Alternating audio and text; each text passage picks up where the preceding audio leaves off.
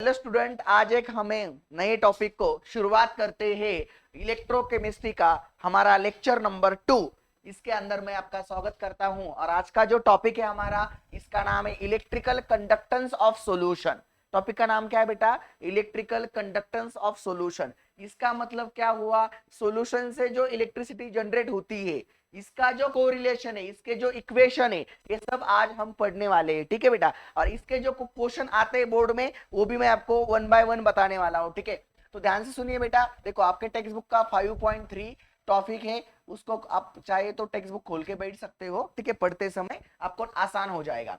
अभी देखो, सबसे पहले तो आपको पता है बेटा, अगर हम किसी भी सॉल्यूशन की कंडक्टिविटी की बात करेंगे, इसका मतलब उधर इनडायरेक्टली करंट की बात आने वाली है, रेजिस्टिविटी की बात आने वाली है, पोटेंशियल डिफरेंस की बात आने वाली है। अगर सॉल्यूशन है तो सॉल्यूशन के अंदर क्या होता है? पोटेंशियल डिफरेंस होता है। ठीक है, तो ये सब चीजें होती है। तो सबसे पहले तो हमें एक लॉ के बारे में पता होना चाहिए कि according to the Ohm's law, Ohm's नाम का एक साइंटिस्ट था, उसने कुछ कोरिलेशन बनाया। उसने क्या बताया पता है आपको? कि R इज इक्वल टू फी अपॉन आई। मतलब उसने बताया कि according to the Ohm's law resistance is always equal to, उसने क्या बताया? सुनो ध्यान से। रेजिस्टेंस, चाहे तो मैं लिख ही देता हूं, उसने बताया रेजिस्टेंस, किसी भी सॉल्यूशन का जो रेजिस्टेंस होता है इज इक्वल, क्या होता है बेटा? इज इक्वल टू, किसके इक्वल होता है? Is equal to potential difference. किसके इक्वल होता है बेटा? पोटेंशियल डिफरेंस के इक्वल होता है। मतलब potential difference, potential difference is divided by current. Is divided by I, मतलब क्या होता है बेटा? हमारा करंट। तो इज डिवाइडेड बाय करंट। इसका मतलब उसने क्या बताया इनडायरेक्टली? कि जो हमारा जो आर होता है, मतलब रेजिस्टेंस होता है, ये हमेशा इक्वल होता है हमारा potential difference is divided by current के। ठीक है, यही है हमारा Ohm's law.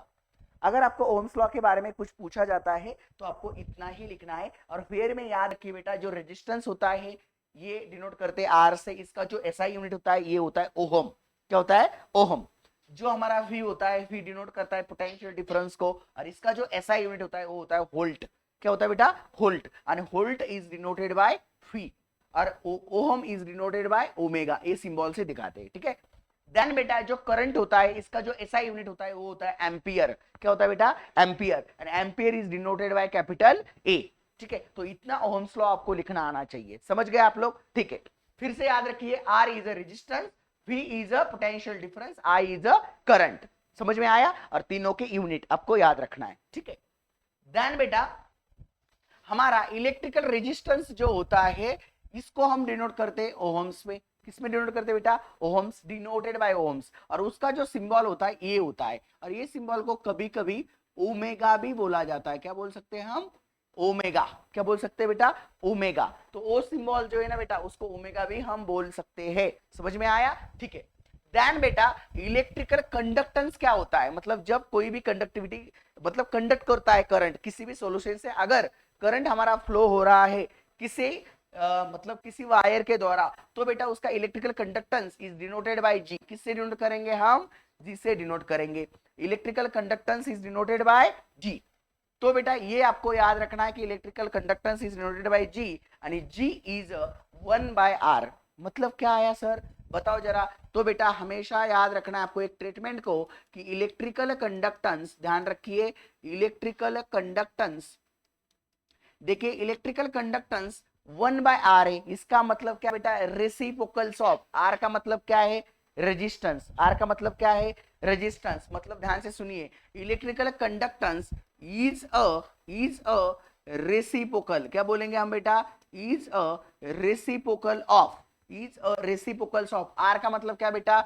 Resistance. Electrical resistance या तो रेजिस्टेंस, कोई भी बोलिए। इलेक्ट्रिक वर्ड लगाएंगे तो भी चलेगा, नहीं लगाएंगे तो भी चलेगा। इसका मतलब क्या आता है बेटा? Electrical conductance is a reciprocal of, मतलब डिवाइड में कोई चीज होती है ना, उसको रेसिप्रोकल बोला जाता है। तो reciprocals of the resistance, reciprocal of the resistance. ठीक है, रेसिप्रोकल्स ऑफ रेजिस्टेंस होता है। ठीक है, और जो हमारा जी होता है, मतलब इलेक्ट्रिकल कंडक्टेंस जो होता है, इसका जो एसआई यूनिट होता है ये होता है साइमेन। क्या होता है बेटा? साइमेन। और साइमेन इज डिनोटेड बाय यस। किससे डिनोट करते हैं बेटा साइमेन को हम? यस। और इसका जो यूनिट होता है जी का, जी मतलब इलेक्ट्रिकल कंडक्टेंस या तो conductance, denoted by yes. Then बेटा अगर हम अच्छे से समझेंगे तो जो एक्स होता है, मेरे को बताओ आर का ऐसा यूनिट क्या लिखा था हमने, ओमेगा। ठीक है, क्या लिखा था, ओमेगा। तो G इज इक्वल टू, अगर हमारा फॉर्मूला है 1/r, इसका मतलब G is equal to 1 upon हमारा क्या आने वाला बेटा, ओमेगा। क्या आने वाला बेटा, ओमेगा। और ओमेगा को कैसा लिख सकते हैं, ओमेगा पर। इसका मतलब हमारा जो साइमेन होता है, ये तो हम G का 2 यूनिट लिख सकते हैं। एक तो G के लिए मतलब इलेक्ट्रिकल कंडक्टेंस के लिए एक तो हम यूनिट लिख सकते हैं सीधा साइमेन, नहीं तो ओमेगा पर। ठीक है, पर ओमेगा क्या लिख सकते हैं बेटा, पर ओमेगा। ये भी हम लिख सकते हैं, इसका मतलब 1/ओमेगा, ये भी लिख सकते हैं। समझ में आ रहा है आपको? ठीक है, देन बेटा ये भी लिख सकते हैं हम एम्पियर इनटू पर वोल्ट। ठीक है, देन हम बेटा सी पर वोल्ट इनटू सी पर साइमन भी लिख सकते हैं। और सी का मतलब क्या बेटा, कूलम। क्या होता है बेटा, कूलम। कूलम तो आपको पता है बेटा, करंट का भी यूनिट होता है कूलम, है ना। करंट जो फ्लो करता है किसमें होता है बेटा, कूलम्स में होता है, तो कूलम्स भी लिख सकते हैं। ठीक है बेटा। और देन हमारा जो आर होता है, मतलब जो हमारा आर मतलब होता है resistance. Resistance is directly proportional of length, directly proportional of length होता है, but inversely proportional of cross section area होता है। इसका मतलब क्या हुआ बेटा कि एल इज इक्वल टू क्या मानना है आपको, यूनिट ऑफ लेंथ। क्या बोल सकते हैं आप, यूनिट ऑफ लेंथ। ठीक है, यूनिट ऑफ लेंथ। और ये जो होता है A is equal to cross section area. ये क्या होता है हमारा, क्रॉस सेक्शन एरिया। ये क्या होता है, बोलो बेटा, cross section area. A is a cross section area. So और जो हमारा इधर का डायरेक्टली प्रोपोर्शनल साइन है, इसको रिप्लेस करेंगे हम एक सिंबल से जो ऐसा पी जैसा दिखेगा लेकिन पी नहीं होगा, उसको बोला जाता है रो। क्या बोलते हैं बेटा, रो। तो ये जो रो होता है, rho is a represent the resistivity. Rho किसको रिप्रेजेंट करता है, रेजिस्टिविटी को। तो बेटा एक इसके ऊपर के क्वेश्चन आया था बोर्ड के अंदर जुलाई 2080 के अंदर। तो बेटा ये डिफाइन द रेजिस्टिविटी, अगर आपको क्वेश्चन आता है तो डेफिनेशन ऐसे लिखेंगे। देखो चलो हम डेफिनेशन लिखते हैं। तो आपको पता है बेटा जो हमारा रेजिस्टिव होते, जो हमारा आर होता है मतलब इलेक्ट्रिकल रेजिस्टेंस, हम लिख सकते हैं electrical resistance, electrical resistance is directly proportional, directly proportional, directly proportional किसको डायरेक्टली प्रोपोर्शनल बेटा, यूनिट ऑफ लेंथ किंवा length. Direct length word use किया वनली तो भी चलेगा। यल सिंबल किसको रिप्रेजेंट करता है, लेंथ को। किसको रिप्रेजेंट करता है, लेंथ को। लेंथ और and inversely proportional, inversely proportional. किसको इनवर्सली प्रोपोर्शनल है बेटा, inversely proportional of, inversely proportional of, inversely proportional of, आपको दिखना चाहिए इसलिए मैंने इधर ले लिया। चलो inversely proportional of, inversely proportional of, inversely proportional. देखो बेटा ये ऐसा लिखा था ना मैंने, ए। ठीक है, मतलब cross section area, inversely proportional of cross section area, cross section area. फिर आप ये लिखने के बाद आप क्या लिखेंगे, ये लिखने के बाद आप ये फॉर्मूला लिखेंगे, R is directly proportional of L divided by A. और जो हमारा ये डायरेक्टली प्रोपोर्शनल के साइन को रिप्लेस करेगा रो, तो एल बाय ए फॉर्मूला बनेगा। तो हम बोल सकते हैं the rho is a proportionality constant, किंवा this constant rho is called as resistivity. उसको क्या बोलेंगे, रेजिस्टिविटी, राइट ना। The rho is a proportionality constant, and this constant is called constant and it's called resistivity। उसी को क्या बोलेंगे बेटा, resistivity। थोड़ा लिखना है, ज्यादा क्यों लिखना है सर, इतना लिखने की जरूरत है क्या, यस बेटा इतना लिखो क्योंकि 2 मार्क के लिए क्वेश्चन आएगा। तो 2 हाँ ठीक है, कोई दिक्कत नहीं है, शॉर्टकट करो ना। The proportional constant rho is called as resistivity. ठीक है, कोई दिक्कत नहीं, आजू बाजू में तो जगह रहेगी, उधर लिख देना, छपवा देना, कोई दिक्कत नहीं है। ठीक है, ऐसा नहीं एकदम स्ट्रेट लिखना है आपको। ठीक है, आप छाप देना बेटा, इधर उधर जो लाइन छोड़ा है आपने उसके ऊपर छाप देना। तो इसके एक आपको समझ में आया कि ये टॉपिक जितना पढ़ा हमने, इसके अंदर हमारा एक टॉपिक इंपॉर्टेंट है जिसका नाम है रेजिस्टिविटी। क्या नाम है बेटा, रेजिस्टिविटी, राइट। ओके, तो रेजिस्टिविटी इस टॉपिक का, रेजिस्टिविटी नाम का टॉपिक इंपॉर्टेंट है, ठीक है। कोई डाउट है इसमें? इसमें कोई डाउट है? पूछो, कोई डाउट रहेगा तो एक बार देख लो, है ना, जी भर के देख लो। पेपर में लिखना है आपको, हाँ, अभी जी भर के देख लेना, फिर पेपर में आसानी से लिख पाएंगे आप। हाँ, चलो ठीक है, कॉपी कर लो, इंपॉर्टेंट है, ठीक है। देन आगे के टॉपिक की तरफ चलते हैं। आगे का टॉपिक लिख के हो गया? लिख के हो गया? सबका हो गया? ठीक है, चलो। अरे ओमकार लिखना फास्ट, लिखता कि मजा करता है तू सर की? हाँ, लिख लिख, अच्छा लिख गधे, घर में जाके कुछ तेरे को ही समझ में नहीं आएगा कि किसका क्या लिखा है, सिर्फ लिखा है, कितना याद आएगा, ऐसा मत लिख। तूने लिखा क्या बेटा? तूने लिख दिया? तुम आप लोग लिख दिया, वेरी गुड। चलो फिर देन हम चलते बेटा कंडक्टिविटी। ये भी टॉपिक इंपॉर्टेंट है, ये भी टॉपिक बेटा आईएमपी है। कंडक्टिविटी क्या होता है? और कंडक्टिविटी इज डिनोटेड बाय के। कंडक्टिविटी को किससे डिनोट करेंगे हम? के से डिनोट करेंगे। अभी मेरे को बताओ बेटा, हमने एक फॉर्मूला पढ़ा था G इज इक्वल टू, अभी G क्या है हमारा? G क्या है बेटा? इलेक्ट्रिकल कंडक्टेंस है, ऐसे पढ़ो। जो G होता है क्या है हमारा? Electrical conductance. सिंबल को याद रखना है तभी आप लिख पाएंगे। G ने किसको डिनोट किया था? Electrical conductance. मतलब electrical conductance is reciprocal of resistance होता है, इज रेसिप्रोकल ऑफ रेजिस्टेंस होता है बेटा।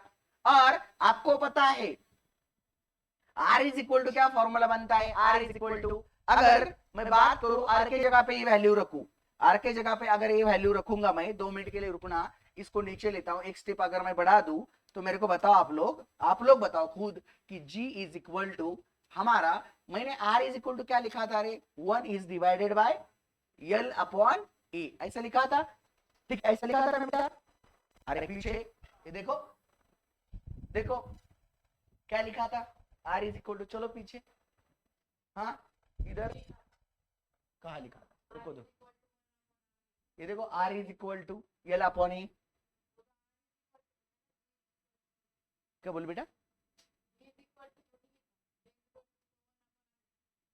अरे वो ना पर R होता है ना, तो मेरे को बता, R की जगह पे मैंने अगर ये वैल्यू रखा तो रख दिया, ठीक है, R की जगह पे, इसका मतलब मैंने ऐसा लिखा था R is directly proportional of L is divided bye ये, ऐसा लिखा था क्या? इतना याद रखिए, ठीक है, मैं इधर लिखता हूँ फॉर्मूले। तो अगर इसको लिखूंगा तो इसको अगर नीचे लिख दिया तो आपको पता है नीचे वाली टर्म कहाँ आ जाती है? ऊपर, है ना, उसको रेसिप्रोकल हो जाता है, तो रेसिप्रोकल हो जाएगा तो टर्म ऐसे बन जाएगी, A बाई L बन जाएगी, क्या बन जाएगी? फिर ये टेप्स हमारी आ सकती है। और ये जिधर का डायरेक्टली प्रोपोर्शनल जो साइन है ना बेटा, डायरेक्टली प्रोपोर्शनल, तो G इज इक्वल टू हमें फॉर्मूला मिलेगा, G is equal to directly proportional, sign को हटाएंगे किससे? K से, तो फॉर्मूला मिलेगा A बाय L। क्या मिलेगा? A by L। और इसका जो K ना बेटा, K is called the conductivity. K क्या है हमारा? कंडक्टिविटी, ठीक है। एंड अगर हम कंसिडर करेंगे G is equal to K, J is equal to K, G is equal to K अगर कंसिडर कर रहे हैं हम, तो हमें क्या मिलेगा बेटा? सिर्फ ये फॉर्मूले के अंदर जिधर G है उधर क्या रख दिया हमने? K को, और जिधर हमारा K था उधर क्या रख दिया? G। तो फॉर्मूला क्या आया? L by A। तो अगर मेरे को बता G के जगह पे 1 बाय R होता है, क्योंकि G इज इक्वल टू क्या मिला था हमें?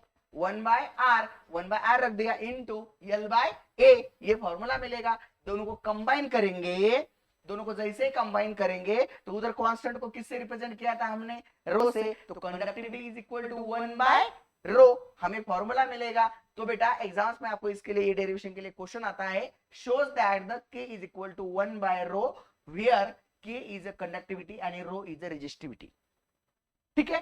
तो बेटा कंडक्टिविटी का एक सबसे आसान डेफिनेशन हमें मिल गया, कंडक्टिविटी का एक सबसे आसान डेफिनेशन हमें बन गया, रो आया ना, रो, क्योंकि रो के लिए देखो पीछे, देखो पीछे का डेरिवेशन लगाओ, R is equal to rho, L by क्या था? सिर्फ उसके जगह पे हमने क्या लगवा दिया? रो, बस इतना याद रखना है आपको, ठीक है, और रो लगवा देना है क्योंकि वही प्रूव करने को बोला है आपको, ठीक है। तो ध्यान, अब एक मेरे को एकदम प्यारा सा डेफिनेशन मिल गया कंडक्टिविटी का, वो डेफिनेशन क्या है बेटा वो समझा देता हूं, ध्यान से देखिए आप लोग। देखो बहुत प्यारा सा एक डेफिनेशन मिल गया, वो डेफिनेशन ऐसा मिल गया, द रेसिप्रोकल ऑफ, क्या मिल गया देखो, the reciprocal of, the reciprocal of resistivity, the reciprocal of resistivity is called, resistivity is called conductivity. क्या मिला बेटा फॉर्मूला? रेसिप्रोकल। रो किसको रिप्रेजेंट कर रहा है? रो किसको रिप्रेजेंट कर रहा है? ओमकार। किसको रिप्रेजेंट कर रहा है? रेजिस्टिविटी को। किसको रिप्रेजेंट कर रहा है? रेजिस्टिविटी को। समझ में आ रहा है आप लोगों को? अगर रो हमारा रेजिस्टिविटी को अगर डिनोट कर रहा है तो हमारा के क्या होगा उसका? रेसिप्रोकल। इसका मतलब हम डेफिनेशन लिख सकते हैं क्या? The reciprocals of resistivity is called conductivity. क्या डेफिनेशन लिखेंगे? Is called conductivity. समझ में आया? तो कभी कंडक्टिविटी की डेफिनेशन पूछा जाता है तो आप ये भी लिखेंगे और बाद में ये फॉर्मूला भी लिखेंगे कि K is equal to 1 by rho. समझ में आ रहा है सबको? ये आप लोगों को समझ में आ रहा है? तनु क्या है, समझ में आ रहा है ना? ठीक है, वेरी गुड। नहीं आता तो पूछो, इससे क्वेश्चन आते हैं, बहुत सारे क्वेश्चन बनते हैं सिद्धि, बहुत सारे क्वेश्चन आते हैं इस टॉपिक से। ठीक है, यहाँ तक किसी को दिक्कत है?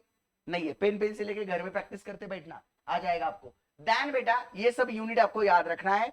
यूनिट आपको याद रखना बेटा लेंथ के लिए। चलो लेंथ के लिए यूनिट होता है मीटर साइन सेंटीमीटर, ऐसा यूनिट होता है मीटर, उसके बाद कॉमन यूनिट होता है सेंटीमीटर्स। देन बेटा एरिया के लिए जो ऐसा यूनिट होता है मीटर स्क्वायर होता है और जो कॉमन यूनिट होता है वो सेंटीमीटर स्क्वायर होता है। देन बेटा क्या बोली बेटा? आपको जो दिया है कौन सा भी लिख सकते हो आप, मोस्ट में तो आपको ऐसा यूनिट लिखना है एग्जाम्स में, लेकिन अगर ऑप्शन में आपको कॉमन यूनिट दिख रहा है तो ठीक है, समझ में आ रहा है चीजें? ओके। ध्यान बेटा जो रेजिस्टेंस होता है ये कॉमन यूनिट और ऐसा यूनिट दोनों भी क्या होते हैं बेटा? इसके सेम होते हैं, जो होते हैं हमारा ओमेगा, ओमेगा नहीं तो ओहम भी बोला जाता है। फिर कंडक्टिविटी का यूनिट आपको याद रखना है, इससे भी एग्जाम्स में बहुत बार क्वेश्चन आ चुका है, तो इसको भी यार आपको थोड़ा करना है, ठीक है? इसको भी थोड़ा आपको याद रखना है। तो यूनिट क्या होता है बेटा इसका? बोलो जरा। यूनिट होता है ओमेगा पर मीटर, या तो इसका यूनिट होता है साइमेन पर मीटर, है ना? नहीं तो कॉमन यूनिट क्या होता है इसका? ओमेगा पर मीटर, नहीं तो सेंटीमीटर पर मीटर। ओके, समझ में आ रहा है? ठीक है, तो ये यूनिट भी आपको कंपलसरी इंपॉर्टेंट है, ये भी आपको याद करना है। ध्यान बेटा एक हमारे लिए इंपॉर्टेंट टॉपिक से बेटा जिसके ऊपर से डेफिनेशन एक बार पूछा गया है, ये भी आईएमपी है। डेफिनेशन क्या पूछा गया था? ध्यान से सुनिए। इसके अंदर आपको पूछा गया था कि लेमड़ा अतः molar conductivity is denoted bye lambda, but conductivity is denoted by only के, ओनली के। अरे ध्यान से सुनो, कंडक्टिविटी इज डिनोटेड बाय के और molar conductivity is denoted bye lambda, Semra नहीं, लेमड़ा। ठीक है, लेमड़ा। थोड़ा कंफ्यूजन नहीं करना बेटा टॉपिक को, ठीक है? और देन मोलार कंडक्टिविटी एक बढ़िया फॉर्मूला हमें मिलता है कि lambda is equal to K divided by C. मग वेयर इज के? हमारा इसके अंदर के क्या है बोलो? के कौन है? आपका भाई है क्या छोटा कि दोस्त है? फ्रेंड, फ्रेंड नहीं है ना? के क्या है हमारी? हाँ, कंडक्टिविटी, ओनली ओनली कंडक्टिविटी। ठीक है, लेमड़ा क्या है हमारा? Molar conductivity. Very good, molar conductivity. क्या ओंकार कौन है? हाँ, और सी कौन है? सी सी सी कौन है? हाँ सी टी कौन है? हाँ, सी होता है कंसेंट्रेशन ऑफ सॉल्यूशन। तो सी होता है कंसेंट्रेशन ऑफ सॉल्यूशन। देख ओमकार कैसा हंस रहा है। हाँ? चलो, तो समझ में आया सी क्या होता है? Concentration of solution. ठीक है, तो जब इसके हम डेफिनेशन लिखते हैं मोलार कंडक्टिविटी की, तो हम लिख सकते हैं molar conductivity, molar conductivity is defined as molar conductivity is defined as,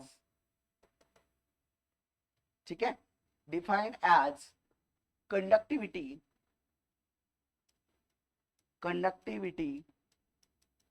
of a solution, conductivity of solution is divided by concentrations of solution। ये होता है हमारा मोलर कंडक्टिविटी। क्या होता है? कौन होता है मोलर कंडक्टिविटी? ओमकार। हाँ, समझ में आ रहा है ना? कस्तूर समझ में आ रहा है चीजें? ठीक है, अब दोनों को सिद्धि समझ में आ रहा है?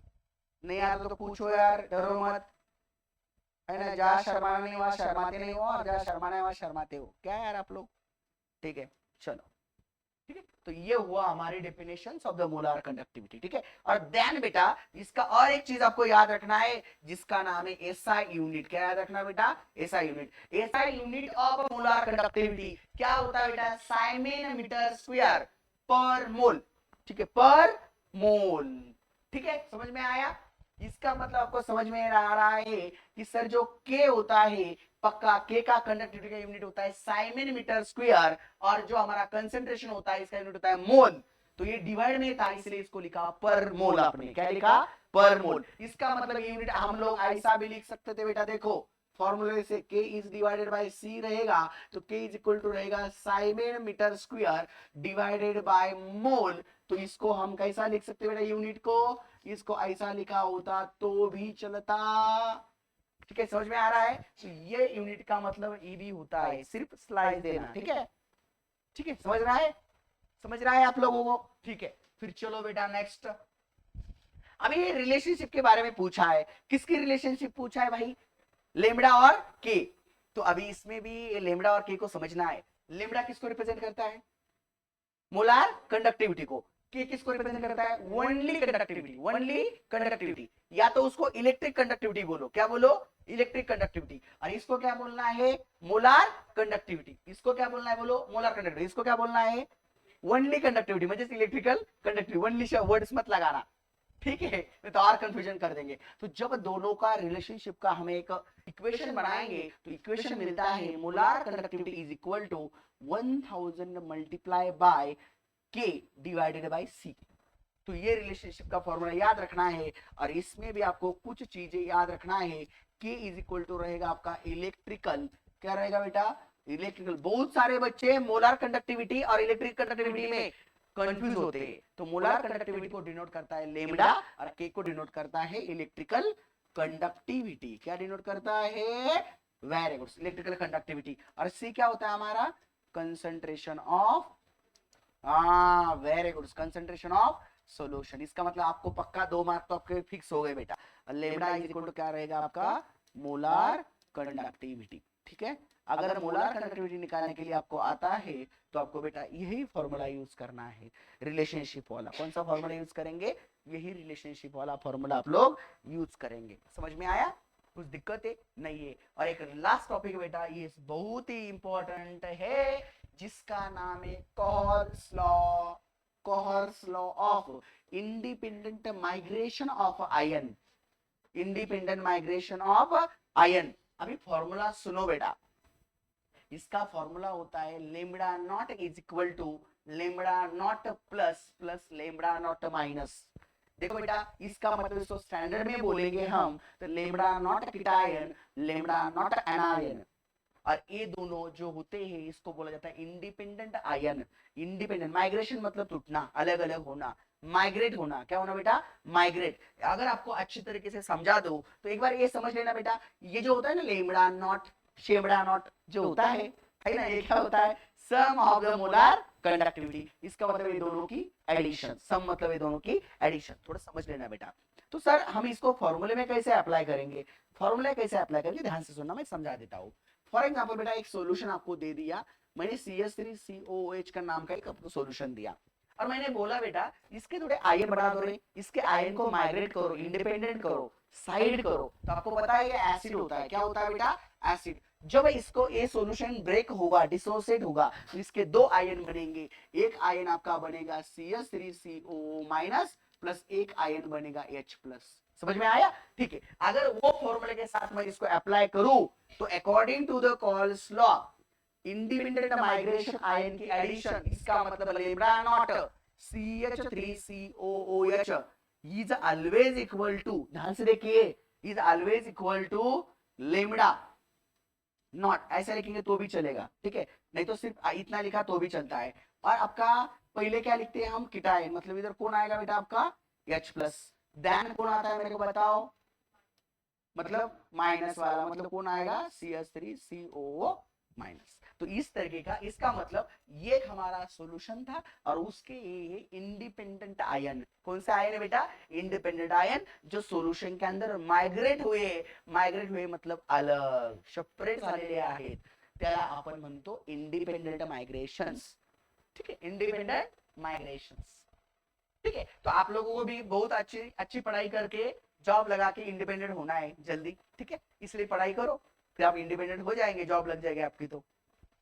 ठीक है, लग जाएगी ना? हाँ, वेरी गुड, पढ़ाई करेंगे तो लग जाएगी भाई जॉब की। तो किसी भी सॉल्यूशन के हम ऐसे आयन लिख सकते हो और आयन को हम माइग्रेट कर सकते हैं, इंडिपेंडेंट कर सकते हैं, इसको बताने वाला। और ये जो इंडिपेंडेंट होने वाले आयन होते हैं ना बेटा, इसको एक बढ़िया वर्ड है बेटा केमिस्ट्री में, को आयन। क्या वर्ड है बेटा? को आयन। को मतलब उसके नया वाले जो बना है। ठीक है, को फिर से बने, को आयन भी बोला जाता है इसको। क्या बोला जाता है? ये दोनों आयन को साथ में क्या बोला जाता है? को आयन। क्या बोलते हैं? को आयन। समझ में आ रहा है? कुछ चीजें समझ में आ रही है? तो कोहल्स लॉ कैसा अप्लाई करेंगे जरा सुनो ध्यान से, सुनो ध्यान से। अभी चलो, अभी मेरे को मैं बताऊंगा आपको कि ये सॉल्यूशन है आपके पास HCl, तो HCl को डिसोसिएट करेंगे तो ये कैसा मिलेगा? लेमडा नॉट, ध्यान से सुनना, लेमडा नॉट H प्लस, और देन क्या मिलेगा बेटा? दोनों के बीच में कौन सा साइन लगाते हैं? Plus, lambda not Cl minus. कुछ समझ में आ रहा है? माइग्रेट क्या बोले बेटा? चालतं, असा केला तरी चालतोय, असा केला तरी चालतोय, काय फरक पडत नाही. तर लक्षात ठेवायचं, कंप्लीट सोल्युशन जे असेल ते पुढे दाखवायचं आणि त्याचे जे आयन फॉर्मेशन केले ते सेपरेट दाखवायचे. येते तुमच्या लक्षात? ओके. आणि त्यावरून तुम्हाला एक क्वेश्चन दिलेला आहे आणि कसा क्वेश्चन येतो ते आपण पाहिजे तर कोहल्स लॉचे उद्या बरेचसे क्वेश्चन उद्याच्या लेक्चर्स मध्ये बघूयात. ठीक आहे, काही डाऊट असेल तर मला विचारा, आपण ते डाऊट तुमचे क्लिअर करूयात. आणि मग याच्या रिलेटेड न्यूमेरिकल्स खूप सारे आहेत, या टॉपिक्स वरून खूप सारे न्यूमेरिकल्स असतात. तर कोहल्स लॉचे इंडिपेंडेंट मायग्रेशनच्या आयनचे जे हे आहे सॉरी ते न्यूमेरिकल्स आहेत, ते न्यूमेरिकल्स कसे केले जातात आणि किती सोपे असतात. बट तुम्ही एक्झाम मध्ये ते करत नाहीत, पण ते खूप सोपे असतात. तुम्हाला भीती वाटते की सर आमचं बरोबर येईल का?